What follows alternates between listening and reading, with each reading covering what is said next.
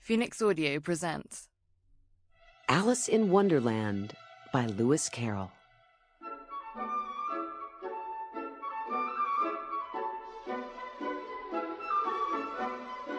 Chapter 1.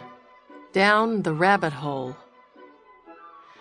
Alice was beginning to get very tired of sitting by her sister on the bank and of having nothing to do. Once or twice she had peeped into the book her sister was reading, but it had no pictures or conversations in it. And what is the use of a book, thought Alice, without pictures or conversations? So she was considering in her own mind, as well as she could, for the hot day made her feel very sleepy and stupid, whether the pleasure of making a daisy chain would be worth the trouble of getting up and picking the daisies, when suddenly a white rabbit with pink eyes ran close by her. There was nothing so very remarkable in that, nor did Alice think it so very much out of the way to hear the rabbit say to itself, oh dear, I shall be too late." When she thought it over afterwards, it occurred to her that she ought to have wondered at this.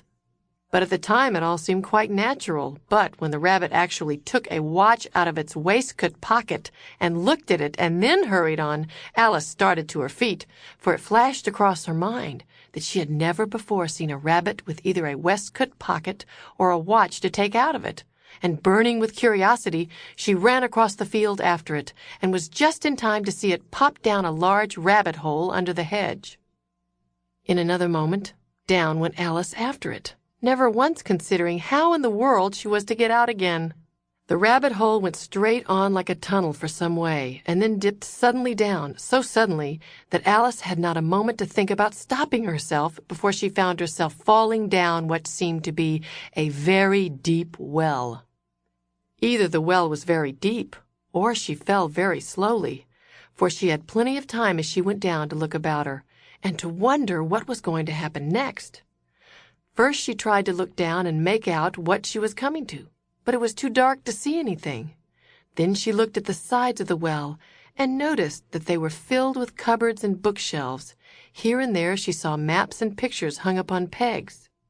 She took down a jar from one of the shelves as she passed. It was labeled orange marmalade, but to her great disappointment it was empty. She did not like to drop the jar, for fear of killing somebody underneath, so managed to put it into one of the cupboards as she fell past it. Well, thought Alice to herself, after such a fall as this, I shall think nothing of tumbling downstairs. How brave they'll all think me at home. Why, I wouldn't say anything about it. Sample complete. Ready to continue?